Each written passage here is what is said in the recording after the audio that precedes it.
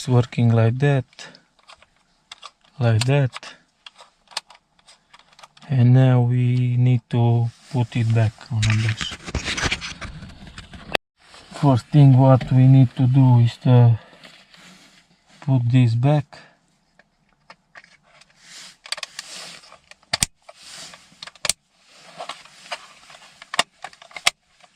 All clamps here and here too.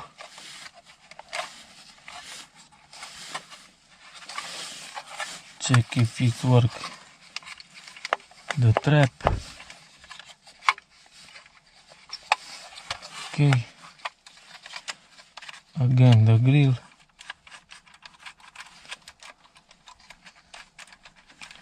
Everything it's work, and now we're gonna put it back on the dash.